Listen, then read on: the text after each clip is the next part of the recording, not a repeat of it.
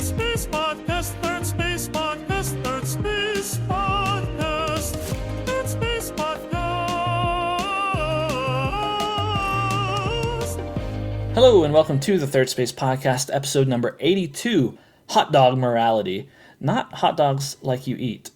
In this episode, Mind Your Morals returns. It's a segment where I present Daniel with a moral or ethical dilemma, and he has to determine what is right and what is wrong.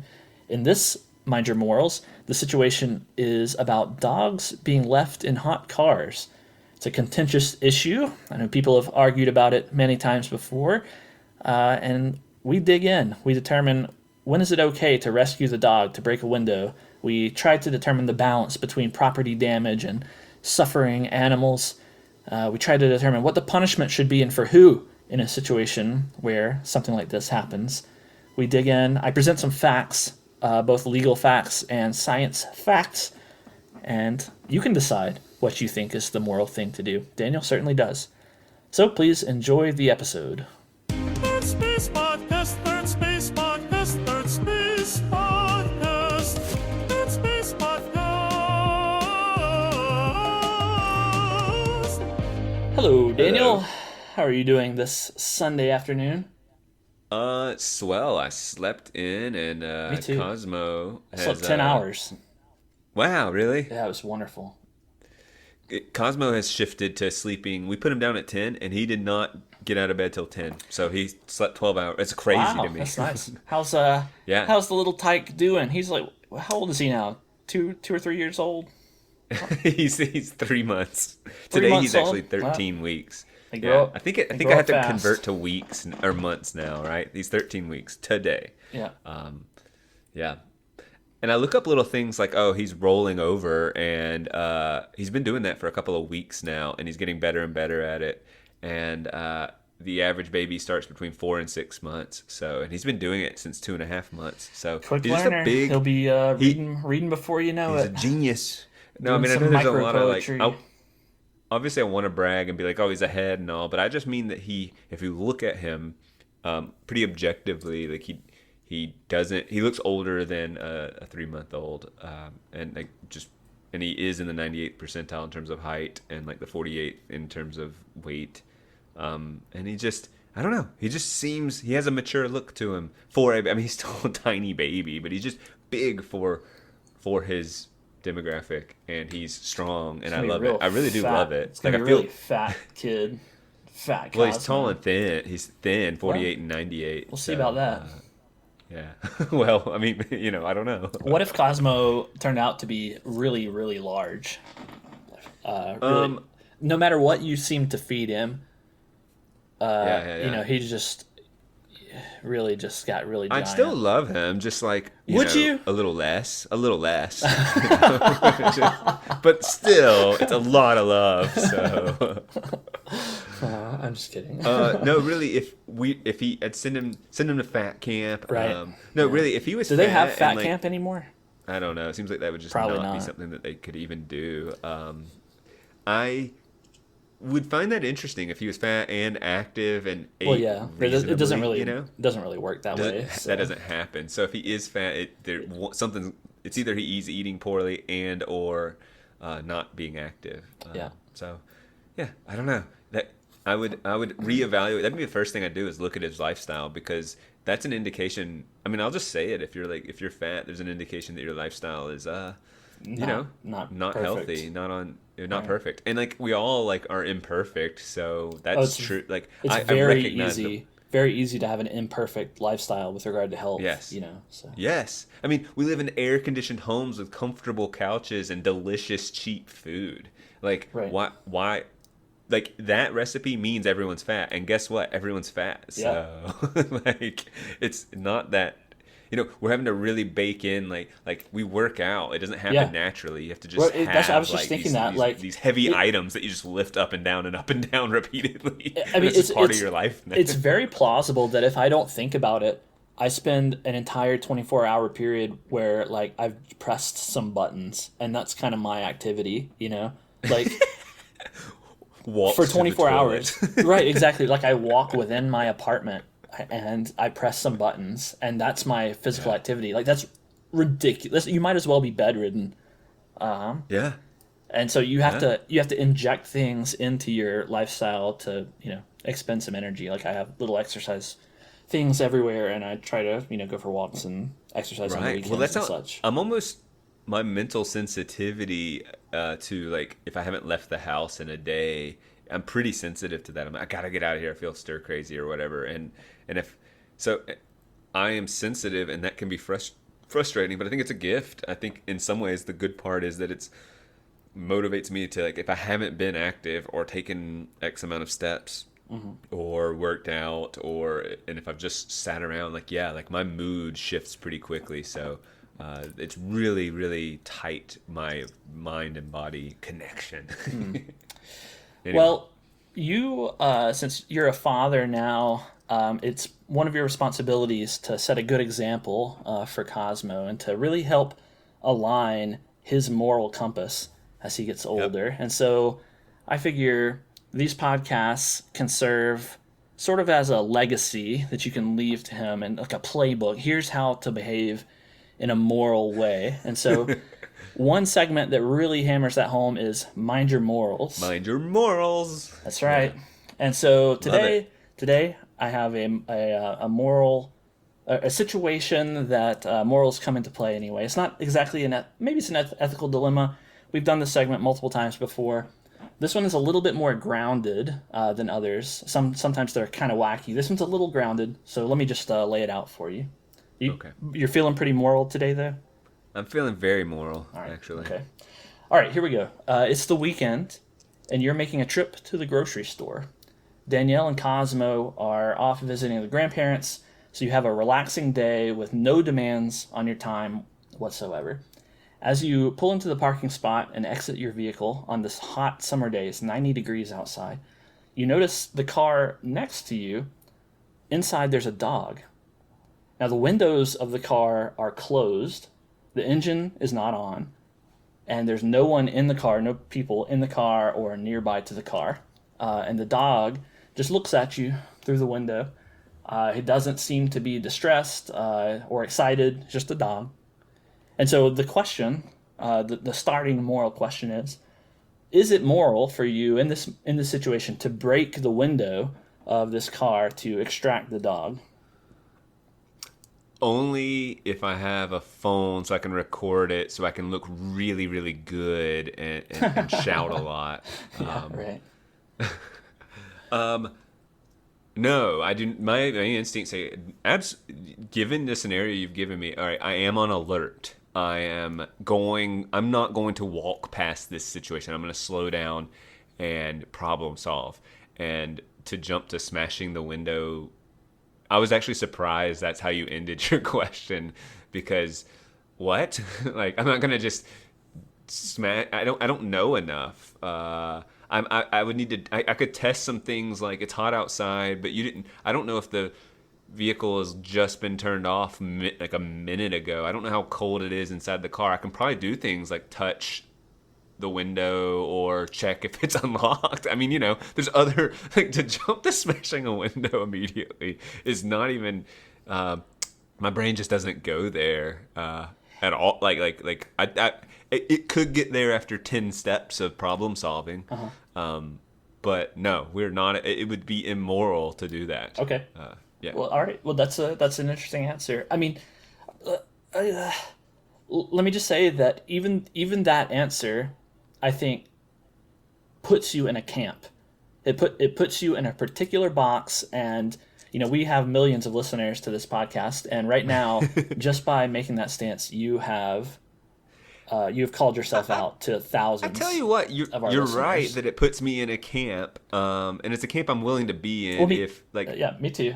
I think we're in an era where everyone wants to put you in a camp. That's You're true. just telling me that I don't respond to a potentially concerning, and I do mean potentially, emphasis on that word, concerning situation with violence immediately and destruction. Yeah. Like what? Yeah, no, I don't. So Okay. now you can. I assumed I wanted to.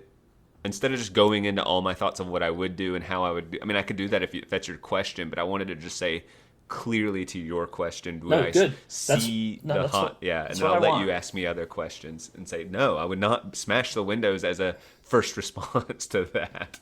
Right. Okay. So what if all the situation is the same, except the dog, instead of just looking at you, he looks like kind of lethargic and just kind of, he's not health. Something is wrong. Like maybe he's panicking a little bit, or he's just kind of Yeah. slipping around on the seat or whatever, and it looks Yeah. unhealthy. And now what do you do? Now is it yeah. moral to break the window?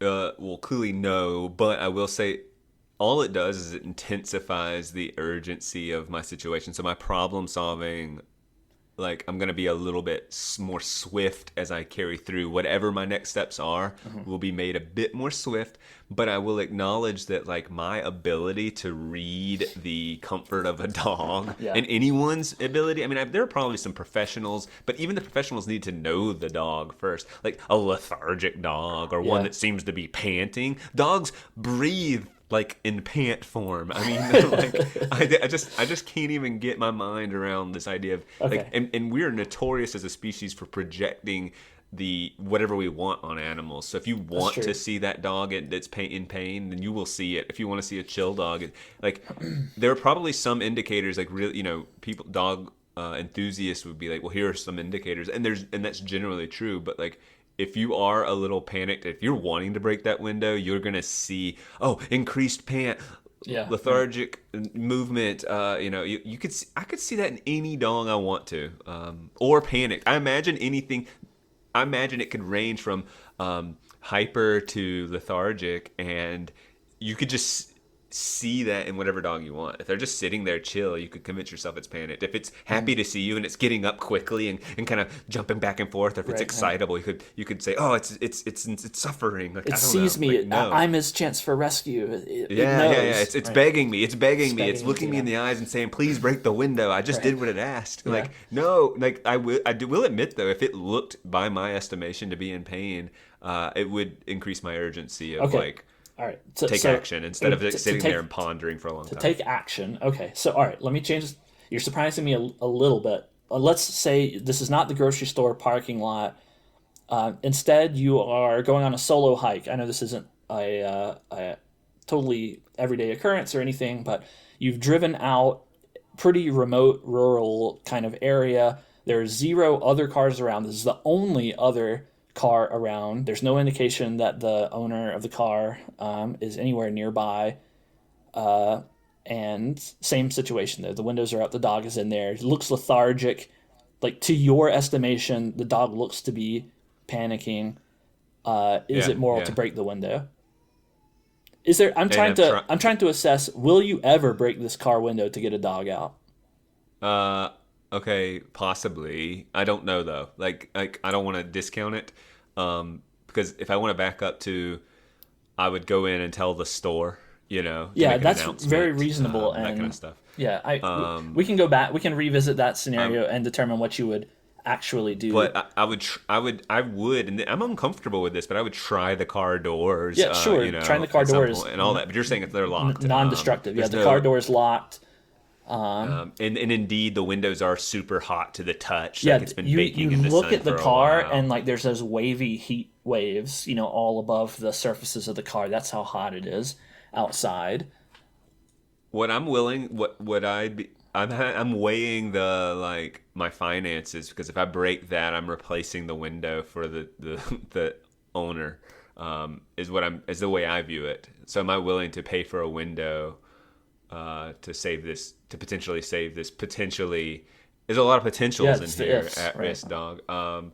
I'm getting close. All right, so I've explored all my options, and the only option that I see viable to get this dog out of the potential heat, with still some unknown factors, like how long has he been in there, and then how long before the owner returns. These are just two unknown variables, and to what degree the dog is suffering is somewhat unknown, but increasingly clear that it's not doing well. I'm Googling on my phone too, how long can a dog last Yeah, yeah. in the heat? I'm doing that before I go break a window. And and I actually would say, all right, I'm going to clear my schedule for 45 minutes maybe before, like, I'm not going to do this after, like, all right, 10 minutes of problem solving looks like that's all the information I need. Break window. No, I think All right, you're out in the hiking spot and you're Googling on your phone for 10 minutes, and the dog has gone from, being kind of excitable to lethargic to now he's kind of like laying on his side and just with his tongue whimpering out and not even moving that much. Like, clearly things Yeah. are deteriorating fast. Yeah. You don't have time to wait 45 more minutes to, see what's going to happen. Like, what do you do? I think I do break the window. All right. Yeah. All right. So I'm Yeah. just trying to find your boundary here. Yeah. I mean, I'm willing to break a window to save a dog's life, even a stranger's window, and pay for a window potentially. I mean, I think, honestly, if in my weird world, I'm going to say, like, hey, I'm going to be a nice guy and pay for half your window. What do you think of that? Like, let's split the cost of your broken window. Because you messed up and I saved your dog. You should just be like, thank you, you saved my dog potentially. Like, maybe you would even say, don't pay for it. Like, I messed up. And or you could just be furious that I broke your window. Like, there's a range of reactions that could happen. Yeah. I'd like to think that, well, I just don't know. I don't know. But I'd be willing. I feel like it's morally, like, I feel good about paying for half the window. And that window, I'm thinking, is, here's $200 or something like That's that. probably pretty So, close. Okay, all right. So, yeah. Interesting. All right, so you're bound. You're bound that we established makes some of my follow-up questions probably not that interesting. So I was going to ask. By the way, I'm not feeling good about. I'm That's not okay. feeling like No. a savior of dogs. I'm just feeling No, like, no, no. dang, I had to. I just, there's no pride in this. I'm not like some, like, look at what I did, my good deed, and I saved an animal. I'm more like, this situation sucks, Yes. and now damage has occurred, and I'm not 100% sure I did the right thing, but I just feel like that was the best in this crappy scenario. That's kind of that's a little bit of what I want to dig into in this Mind Your Morals. And I'm also, like, you and I, all right, this is going to sound a little self-indulgent, but you and I are pretty reasonable people, I think. And our responses to this situation, I would think this would be pretty reasonable. But I think we might be in the minority in a situation like this. And I can tell you after we get through a few follow-ups why I think that. But I think we might be the rare ones, the odd ones here, and I think the range of possible reactions is much broader than you might think. Okay, maybe I haven't considered everything thoroughly, but, like, are you in agreement with me? Would you break the window? Is this something no. like... I'm in total agreement with you so far. Like, if I was at the grocery store, I would note the dog in the car when I'm going into the grocery store, and I would go, that it's pretty hot outside, and the windows are up. Like, that's gonna be pretty hot in there. And then when I come back, my grocery store runs never last more than 20 minutes.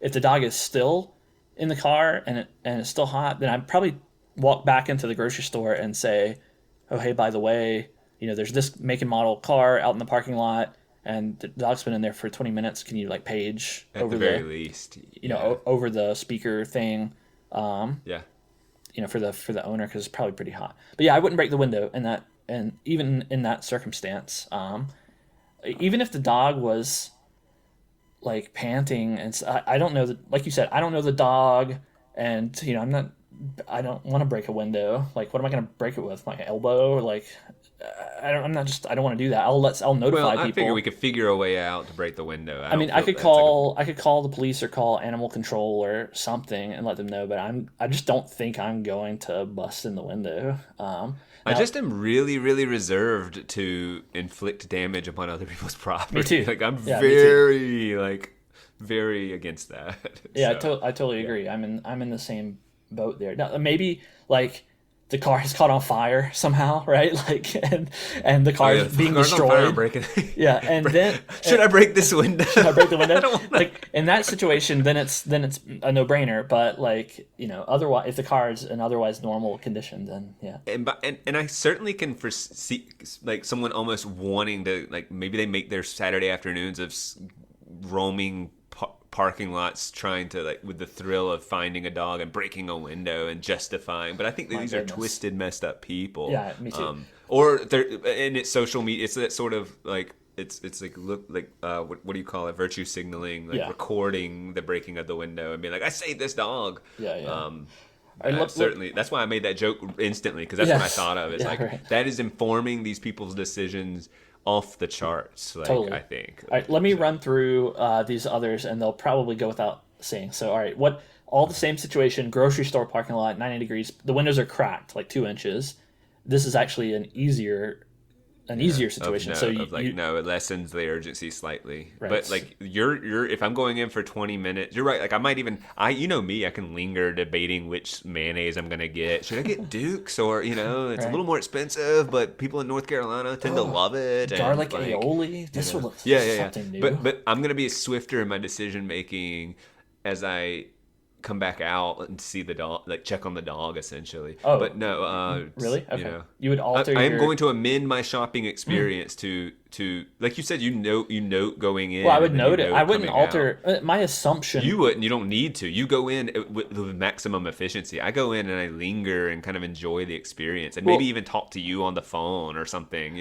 But I'm not going to do that in this scenario where that I've seen the dog now. I'm like going to get my items and come back out. Well, so that is a difference, because I would just note the dog in there. I wouldn't even be thinking something is wrong yet. I would just note it, and only when I came back out and saw the dog still in there would I say, oh, wait a second, it's been a little while that this dog has been in the hot car, because I would just assume that the person was running in really quick. I would assume that it's a reasonable dog owner and they've only run in for 5 minutes and are going to be right back. And I just caught the exact moment where they happen to be unattended. No, it's a good point that like you have the presumption of goodwill that this person's operating in a civil way, and mine is a little more on alert, and that might be like Danielle being an animal lover and she's saving like worms off of the pavement and we're lizard. I'm not kidding, and like all the time, and like and so that my sensitivity to that has increased, and I'm aware. I mean, I don't know exactly. I'm sure you'll share something, but like I don't know if it's a trend, but people do like break windows. I don't know. It's like that's a thing I'm vaguely aware of and kind of disgusted by, but it's an interesting moral topic because they're competing interests. Saving, yes, and they're both like saving a dog is a good thing, and so, Anyway, all right. This again, I was going to also ask, what if the windows are open enough for the dog to put its whole head out? Obviously, that makes it essentially it can maybe escape, like it can almost escape if almost. It's open enough for the dog to put its head out, but not enough to like escape out totally. Okay. But either way, the dog can stick its head out and breathe. So I mean, that might buy it like an hour or more in really grueling heat. I would think it could hang out its head out there. I don't know though. All right. What if the ambient temperature outside is 75 degrees? Does that change anything? Yeah, a lot. I would think. I mean. I'm almost not on. So yeah, the difference for me is that it changes. I'll probably go to your level. How you just note it on a hot day, and then you come back and you then maybe take some action. I note it the same level you do. I don't amend my shopping. I see them afterward, and it's not hot. I think I just kind of roll my eyes and judge them a little bit, Yeah. But I don't do anything about it. What if it was 30 degrees outside? Oh, so it's cold now. For our Canadian listeners, that's slightly below freezing. We do have we have international listeners, so that's good. Yeah. Good to specify. That's like -1 degree or something. I don't know. Yeah, you're right. Wow. Daniel, you're doing some science. The wrong segment, my friend. I think it evens out. Like, dogs can survive a little better in the cold, I would assume, with their furry coat and whatnot. So, but I still have the and if it's shivering for all the things, like I mean, I think I'm behaving similar to the hot weather, maybe slightly less urgent because cold. I feel like you can just deal with it for longer and things like that. Like you Yeah. pass out in the heat. Heat like kills you faster, and cold just you shiver and especially a dog. Like Yeah, I'm it just a depends. little less alarmed, but Yeah, like okay. so the most ideal is comfortable weather, then cold, then hot. In terms Yeah. of Urgency, safety. Yeah, right? urgency in this. Okay. Let's for a moment just reverse the perspective, and let's say that you have a dog, and it's just you and the dog. You have an errand to run. Whatever this location is that you're visiting doesn't allow dogs inside. So under what circumstances is it okay for you to leave your dog in the car alone, and how would you do it? So let's just take a quick grocery run, for whatever your quick grocery runs are, however long they take. Like, how do you handle the situation? If I was a dog owner, I would actually have these plans a little bit. Like I would be driving with the AC pumped. I would have some sort of little charged fan, and I would, let's say it's hot, a really hot day. Yeah, 90 degrees.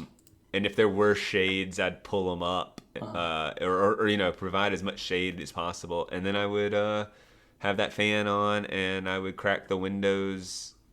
Well, if I'm gonna go in and do a full grocery run, then I would limit myself to 20 minutes or so. Especially if I'm pulling in and my car is nice and cool. Yeah. Like it's like nice. And 20 minutes, I'm pretty comfortable with. Yeah. And I would estimate that being like what I'm like. And I would go swiftly and do the kind of shopping you do with just ultimate efficiency and go in. Yeah. I mean, I would honestly even just try to emphasize. I think, can you do call ahead in a lot of places and they'll just have the bag ready? I would try all those things, but I'm just going to assume this is a moment where like, nope, I need to make a quick this just grocery came run. up. And if you need to and if it just came up, then it's probably not just coming up and I need to grab a quick item. Those are hand in hand. You don't go, I just got to make this grocery run and it needs to be my 30 item run for the 2 weeks or something. So What about the good news is it seems feasible. you realize, I forgot to renew my driver's license. It was time to renew my driver's license, and it has to be done today. So you have to go to the DMV, and no one else is around, so you can't leave your dog with anyone. The dog has to come. Like, so how does it change if it's a DMV appointment? Because you don't. Well, first of all, you don't know the DMV could be. Yeah, you anywhere don't know the from, duration. I'm assuming 30 on the low end, but let's be honest, like 2 hours is what you got to be prepared for. I mean, I honestly think I think I evaluate the risk as too high and I let my license like renege or whatever, like go bad, and like say I'm gonna go. I don't know. I just take that risk of renewing it late. What about would you consider leaving your car running? Ooh. Well, the risk of thievery, and that's an interesting one. I think so. I don't think like Grand Theft Auto, depending on the area. Actually, but I take the place where I've gone to, like for whatever reason, the DMV, and there's like homeless people and they ask you for money typically. So I would not feel comfortable leaving the car running in that scenario. Not that I think they'd steal it. I think they would open up and like root around and steal whatever they could in it. I still have my doubts that what they if would they just stole take your the car dog? and drive off. Or stole your dog, yeah. Like But What about, assuming it's just like a regular DMV, I think leaving the car running is a pretty viable. Like maybe I'm naive, but I just don't see people hopping in. Would you ever ask a stranger to like, hey, will you watch my dog for a few minutes, like while I'm in the DMV? Like maybe in the DMV? No, yeah, maybe there's request. a park next to the DMV, or maybe someone else is sitting in the rows waiting. Are you saying I have a leash and there's a park and like there's a little bit of shade? Yeah, and maybe like, that. And there are some people that are clearly like having a picnic. Where I say, hey, I'm gonna run into the DMV. I know you're having a picnic. Like, would you talk to people? Would you ask those kind of questions, or would you just be like, I'm not gonna impose, and I'm gonna just hell no, get I will pulled not over? impose on a DMV visit. I'm not opposed to like let's say I was in an airport and needed to leave my bag and to go pee. These are reasonable requests. I was at Costco a couple of weeks ago, got in line. It was a very long line. I had to pee. Yeah. And I asked people, do you mind if I just run to the restroom? And I knew like my estimate was clearly, and I was right, that I'd be back before we were even having to unload the cart or anything. So like, these are reasonable impositions. I think saying I'm going to the DMV is hilarious. Like, Alright, that's like saying I'm going to the film festival. I'll be back. Like, I don't know. Like the DMV. I would actually say no to someone asking me to look after their dog for the DMV. I Like, probably would would be too. like, I would too. what? Like, hey, I appreciate what your about- position, but you know. What about if all right, you park in the DMV parking lot, you leave your car cranked, you go in and you grab your number, and you're hovering around the door area. They call your number like Daniel 41, and so now it's your time to go back and take the test or whatever.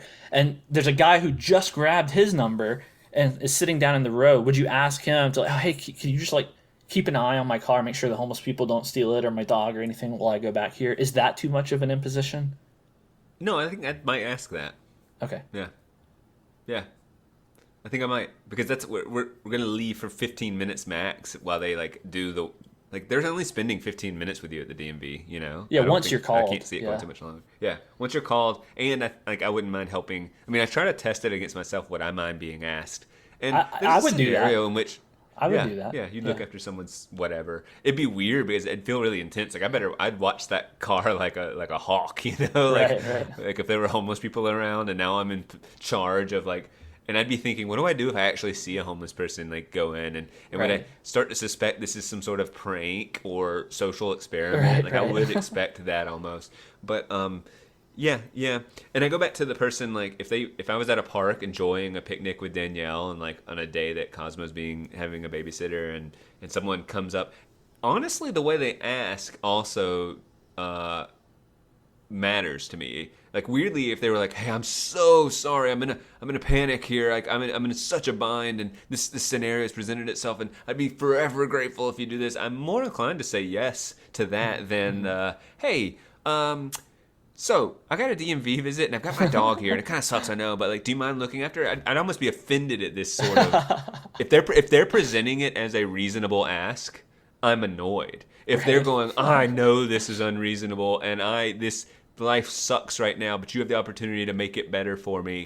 Like that's strategically that's the way to ask someone, I think, is to go, this is unreasonable. They come up to you and they go, "Wow, that's a really nice shirt. That looks like 8-way stretch. Man, that looks great on you. That's fantastic. Is that your car? I hate that. That thing is so clean. It's blacked out. Oh, that looks so nice. I really wish I had that. I wish I was classy enough to have a vehicle like that. Oh, by the way, my life is awful and sucks, and would you please watch my dog?"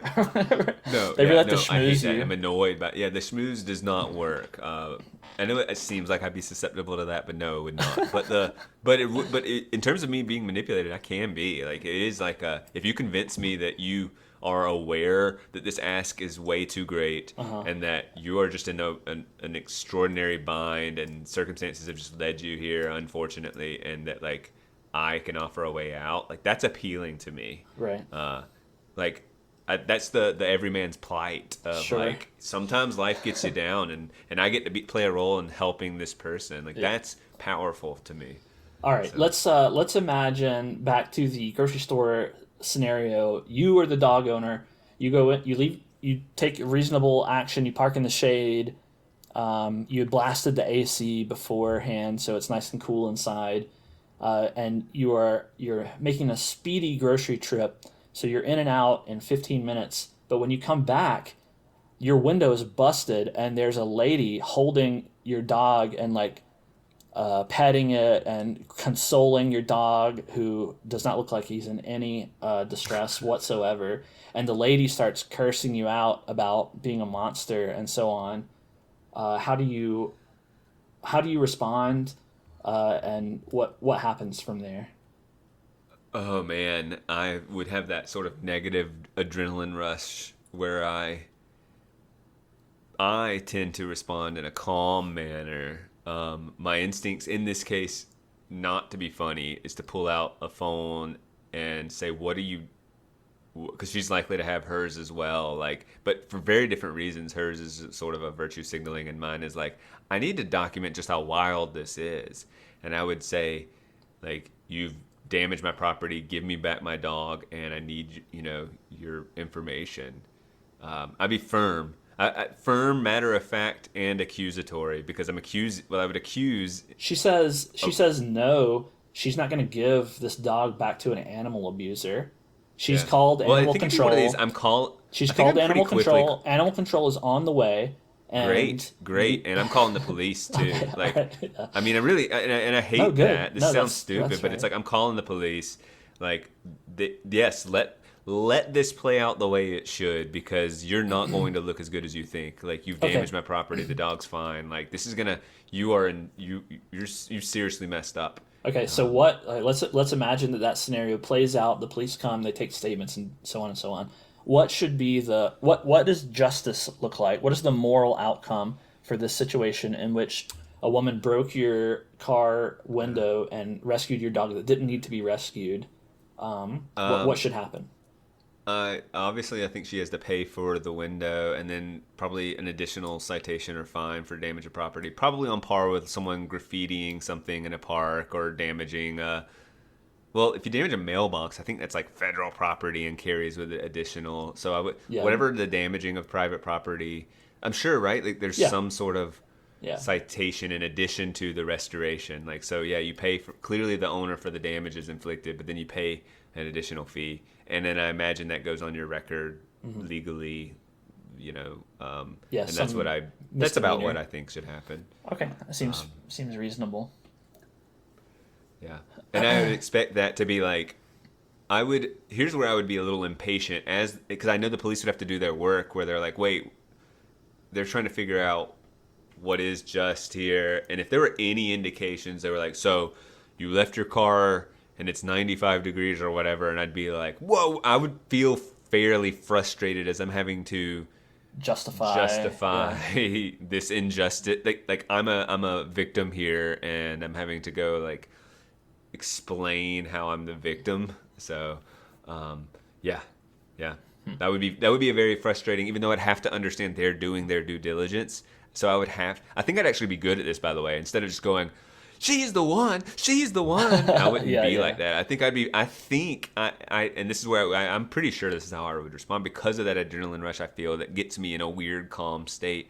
I would explain precisely the events that took place, and I think she'd probably be like, are you kidding me? I feel like the scenario you're painting, like, she is not a very level-headed person. Someone who goes and breaks your window and like does all of that is not level-headed, and will be I like agree. loony in front of the cops and making it easier for everyone just to see what's happening. So Okay, it sounds like you and I are we're basically on the same page here. So, I mean, which is not really a surprise. In Mind Your Morals, we tend to come out pretty much the same on most situations. I mean, I'm more of an animal lover, undoubtedly, than you.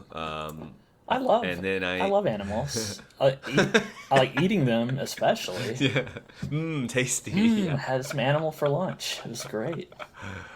Yeah, but I mean, I tell me if you think this is inaccurate. Like, I am just as opposed to the suffering of animals as you would be. I think so. Yeah, it just feels a little more like there's an idealism around, like, yeah, let's prevent suffering, and it wouldn't really emotionally impact you. I think I'd be more emotional about it. Probably, but, like, yeah, that's fair. But I think in reality and in action and in like the outcome's kind of the same. Like, you would just be like, I don't stand for this injustice kind of thing. So Right. Oh, let me ask one other question I didn't have written down.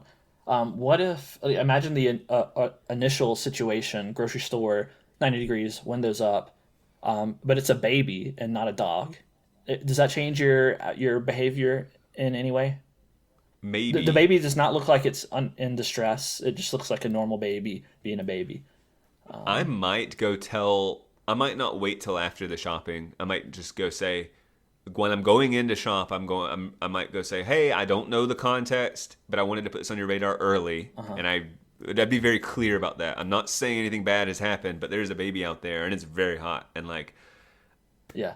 yeah, my diligence is going to be, I'm just going to err on the side of caution extremely. I might not even keep shopping. I might I don't know, but I feel now really heightened on the protective nature. Yeah, I agree. I think I might stick around until the situation is resolved. Yeah, in yeah. I whatever don't think I way. leave. I don't think I leave the baby. Like at that point, I mean, to walk in to tell Yeah, right, the right. place, and then I walk back out, and so then you start to, yeah, like you start to, and I feel like we can read humans a little Mannerisms. better Yeah. when they, yeah, mannerisms and stuff too, and so, yeah, it's just everything's more than quadrupled in terms of concern and going, oh my God, yeah, But and oh, here's an additional like scenario. You see someone else. You get out and you see someone else going, "Hey!" They kind of call over to you, "Hey, Bennett." They don't know your name, yeah, but yeah. hey, can you believe this? There's a dog in the car. It's 95 degrees out or 90 degrees, Oh yeah, and they like would I think not. we should break the window. Like No, no, no. they're up They, and are you trying to talk them out of it, or are you just going, "Hey, man"? I'm going shopping. Goodbye. Like, are you yeah, they exiting would. the situation? Or are you trying to prevent the person from breaking it? They Like, wouldn't like me. They're already in a space far down the road from me, and so when I say, yeah. "Are you kidding me? Don't break this person's car window. The dog is obviously okay. The dog is fine. Just chill and wait for the person to come back out." They're gonna You be would like, discourage them then? "Yes, You I would would sort of absolutely, engage in a little bit of friction and say, like, hey, totally." I don't think you wouldn't just say, I'm going shopping. You'd be weird. You'd be a weirdo. Like, I'm not engaging. There's a I chance. mean, I don't know. it depends on Okay. how unhinged they seem. If they seem if they seem otherwise reasonable, but maybe they're just a neurotic person No, it's who's pretty clear they just want you to agree with them. They want a little bit of encouragement to break the window. They've got they're if like, they're well, then ready for I'm it. not giving them Yeah, that encouragement, right. and I'm gonna give them discouragement, in fact, and say probably shouldn't do this.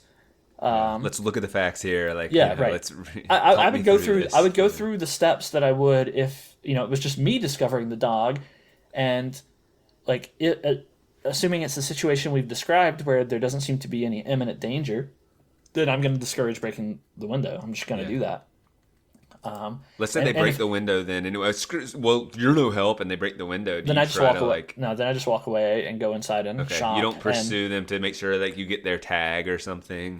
Like you just no, probably not. I mean, when I come back out, presumably the owner and or the police would be there, and if I need to make a witness statement, I can do that. and you say, "Oh, I saw.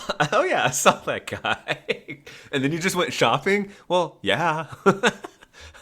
Is there I something needed my wrong with Duke's that? mayo. Like this is look, there are crazy people. There are crazy people out there, and like I don't know. It just would be an odd statement. The police would go, "So you saw him, you discouraged him, he broke it anyway, and then you went shopping. Is that right?" yeah.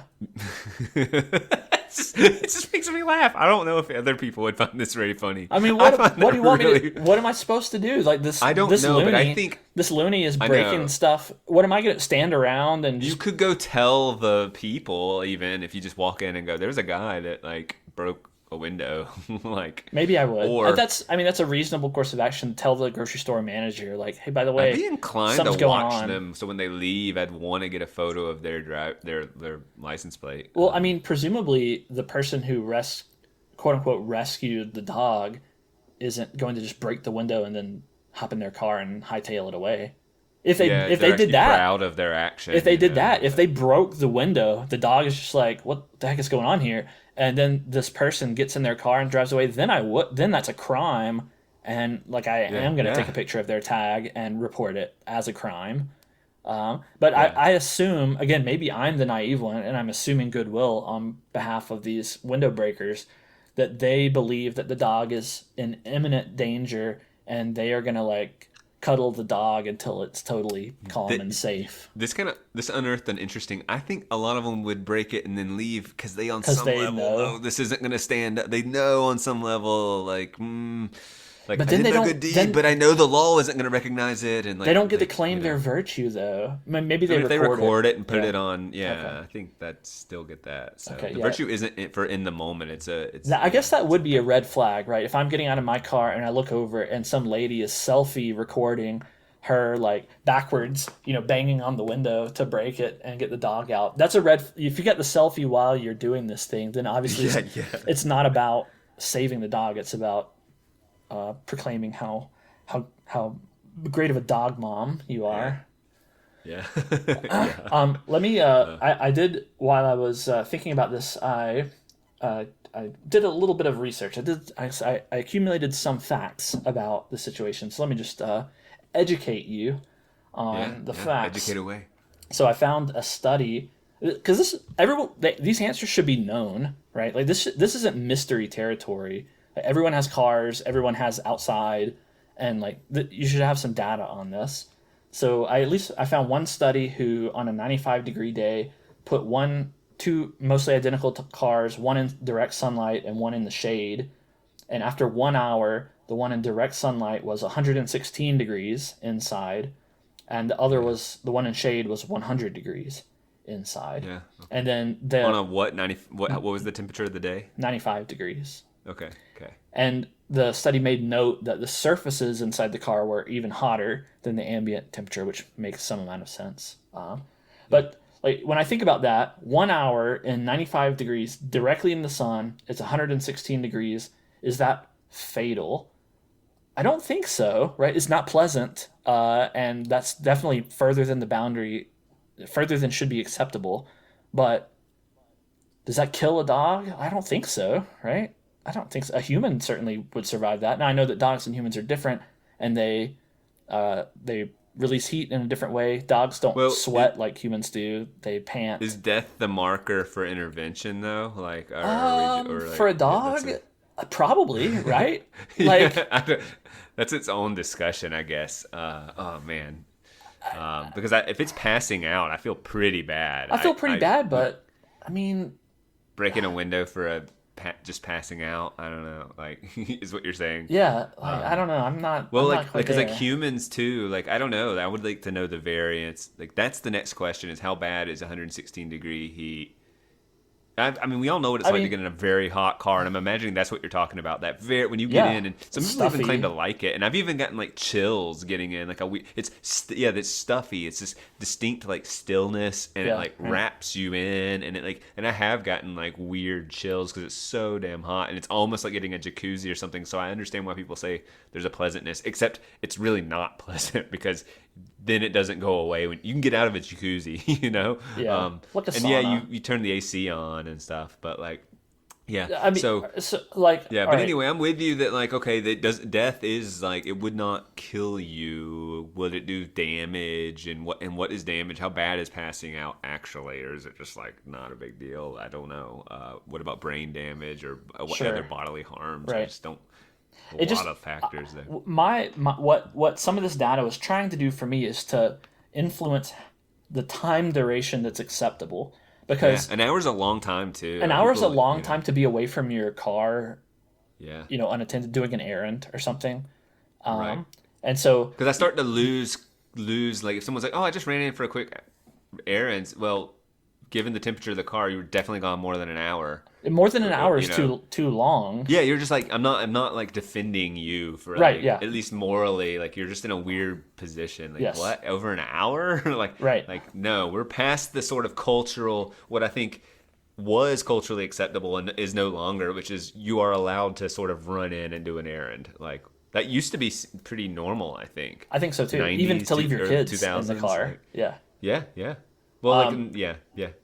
All right, so I would do that. I would. My parents would lock the door. Me too. It was fun. I'd put on the radio. I preferred to stay in the car when my parents went into the grocery store. I still see that sometimes. I feel like some angsty 12-year-old girl just sitting in the car and like, oh, usually it takes me back. Usually it's cranked though when there's a kid in the car and the AC is on. Because they can lock it and stuff, and it's fine. Right. Everything, I found another study about cracking the windows, and just cracking the windows like an inch reduced the interior temperature by about 30 degrees. I didn't record the time duration on that one, it looks like, but it still reached 122 degrees interior on a 98-degree day in this particular case. I don't know. But you don't know if it was all day or Yeah, I didn't write that down. I'm sure they mentioned it, but I must have neglected to write it down. Maybe it was an hour, but I can't say. So it still got really hot inside with cracked. And then another interesting test. They took two cars and they turned the AC on in both of them to the same level until the temperature was the same inside in both with the AC on. Then they shut them off in sunlight, one with the windows cracked and one with the windows up. both in the same spot, same sun and everything. I like this. Okay. It took about 15 minutes for the car with closed windows to get hotter than the car with cracked windows. So actually, if you blast the AC for the 15-minute time period, it's better to leave your windows closed than cracked because you'll lose all that cool air that you heated up. Yeah. Or that yeah. you cooled off. So if it's 15 minutes, and you really can leave the windows up. Like you don't want. You don't want all the cool AC air to escape. That makes sense. I thought you were going to say that what would have surprised me about the data is if it said, no, you go ahead and crack it no matter what. It's just better. Like that would have surprised me. Nope. And then a little legal fact. In 31 states, it's illegal to leave your dog in the car under extreme hot or cold situations with no ventilation. In quotes. I assume that's part of the statute. And in 14... extreme hot or cold situations. But we don't know what does that mean. It seems like we need to get a degree. Anyway. Yeah, we don't know.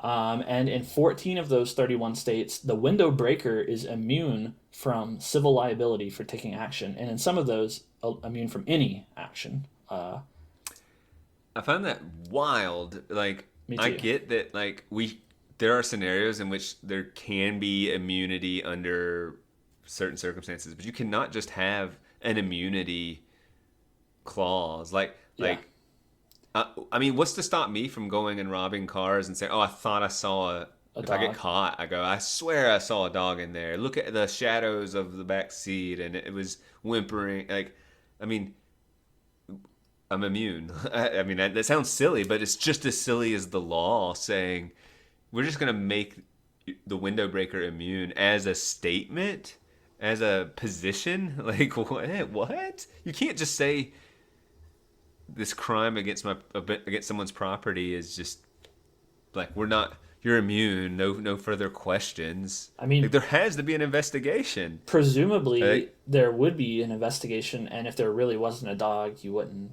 be immune.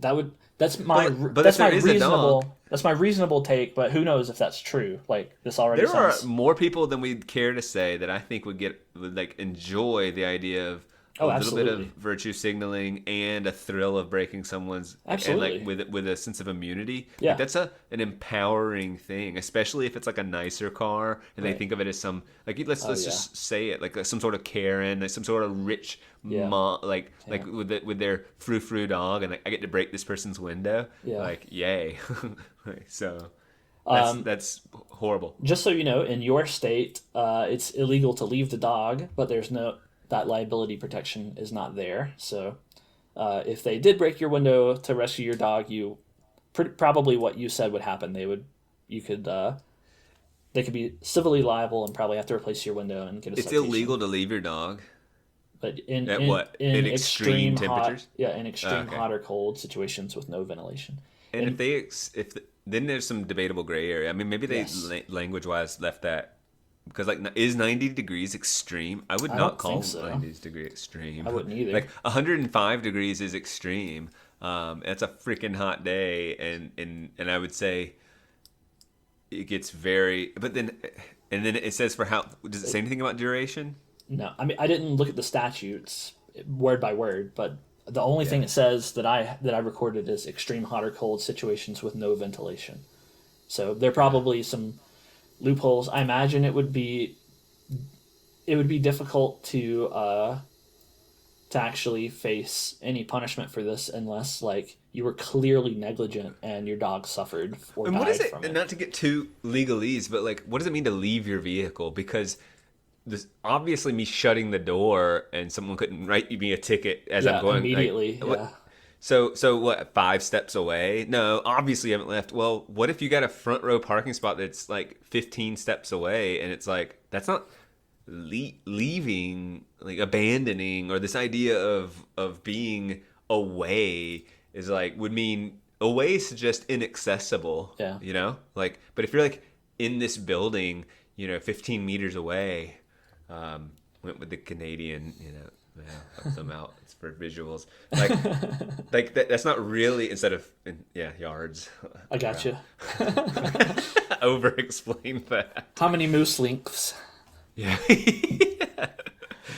Yeah, I just don't know what away means. I think you could get really, you could I think go you in could and too, fight yeah. it and just. So, In my good. state, by the way, there's no law against leaving. This is just totally not a regulated thing. So I live in the land of freedom, and we can kill our dogs however we please. Apparently, I mean, at some point, it's weird that like these laws are just like, don't be like we're trying to do too many don't be an a-hole laws, yes, and that's like yeah. real tough. You know what I mean? Because like micromanagement, yeah. yeah, and then you just get into these violations that are goofy, and you know police aren't enforcing it, which undermines your general like public trust in law enforcement when they clearly aren't enforcing certain things. So anyway, just goofiness. Let me. goofiness.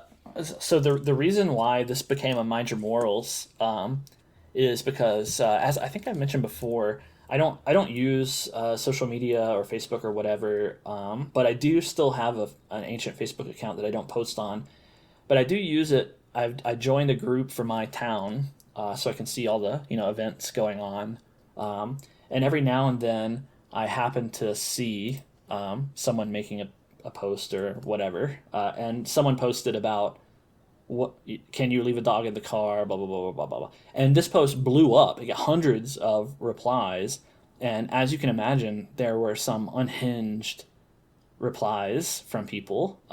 Yeah. And yeah. I would like to read you some of the replies that I found either on that. So those are real people, and then also when I was researching and finding some of these facts, I found a post on Quora, that site. I think you ask and answer questions, and I found a lot of answers there. And the proportion of the kind of answers that I'm going to read you to the very calm and reasonable is about 50-50.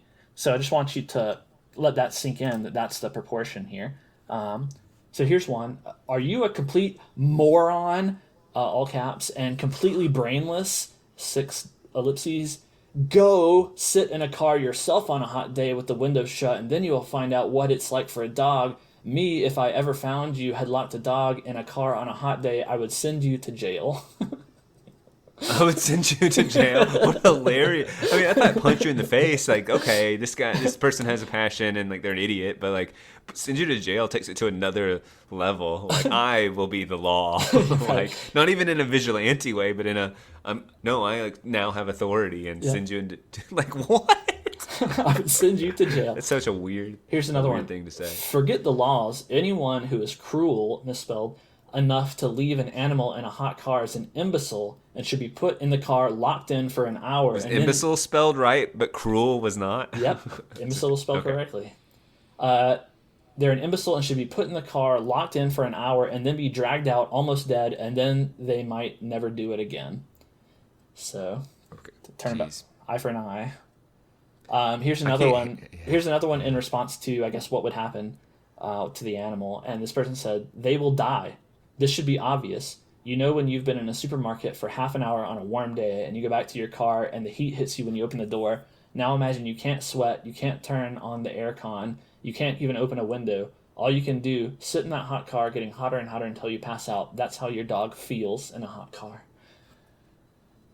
They will die. So obvious. It's not obvious at all. It's not obvious. And probably not even true. Like, but it's uncomfortable, and it is weird to be. It is like ideally you're not in these scenarios. You're not putting it in positions where I'm going to live my life putting my dog in really uncomfortable scenarios. Like I just generally agree. Like this is not optimal situations, but making it criminal. I mean, ugh. Here's one again to a person asking what the penalties are. The responder said, "Spoken as a true idiot," all caps. If you have to ask such a stupid question, you should, all caps, not ever have a dog or any pet. Yeah, well. Another. I don't know. I hate that you I hate drudging through comments. I don't know. It just sucks my soul. They're funny, I guess. They're funny, but this is the insanity that there is. I don't care what town, state, country, or planet I'm in. If an animal is locked in a car and they are suffocating from the heat, I will bash in the window without a second thought. I will take my chances if it's legal or not. I'm not going to watch anything suffer and die. Wow. Here's another. I love that person. Anyone who leaves a dog or a baby in a hot car should go to prison for many, many years. You don't need laws for common sense. Should you go to prison for many, many years? If if you leave a dog in your hot car negligently and it dies, what should your punishment be? Yeah, that's a good question. I don't know about many, many years of prison. That seems Absolutely not. I don't think you should go to like, prison at just all. no. Why would you? Yeah. Why would you imprison someone for that? Yeah, imprisonment seems absurd. Maybe a hefty fine, and a hefty How being hefty is hefty? like $1,000. Yeah, right. Okay, that seems about reasonable. Like, I mean, I don't understand how But I bet people would be like freaking out, going, People "No, would. it should be $50,000 They or would. Of course they or would. 10 years in prison." they would. People would be saying these kinds of things, but that's absurd. Murder, Animal Fur murder. is murder, Murder is murder. or something like that. Here's a Right? person with at least a response that didn't sound unhinged, maybe just not calibrated. If you leave a animal in the car, it needs to stay running with the AC no longer than 15 minutes.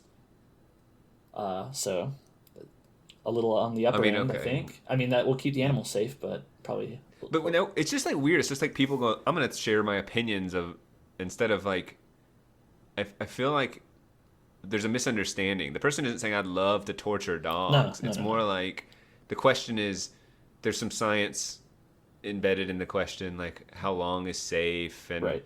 like we need some parameters, and where are we at legally, and Yeah. and then everyone's just like, "You're a dog hater. I'm emotional." Like it's just a very strange like no, these are two different discussions. Here's one that was actually a real person from my town, apparently. Well, if I see it, you'll be out a dog, and you'll have to pay for a new windshield because I'm breaking that bitch and taking your neglected animal. Good for you. Right, it's good for you at the end. GFY, is that what that stands for? I think it'd be go F yourself. Oh, that's really funny. I didn't realize that. I guess that does make more sense. That fits the tone of the response a little better. Right? Am I right? I'm not You must be putting right. that You must be right. They were Good GFY. for you.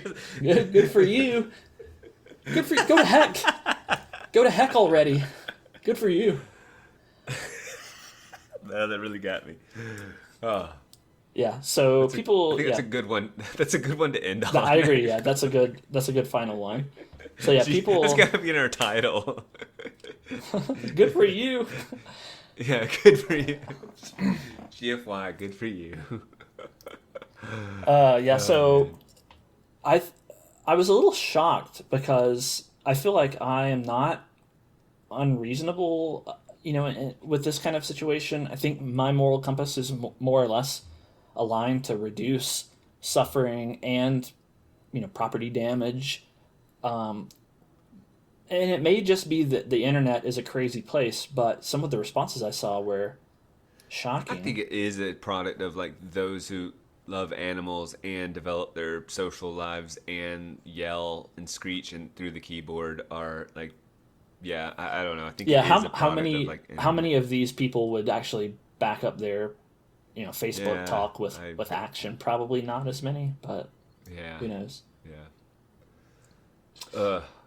Interesting stuff, man. That's it. Mind your morals. Sounds like That's it. we're pretty moral. You're gonna make a good model for Cosmo. Yeah. He'll probably Yeah, won't break for any sure. windows. Do. The end. Bye.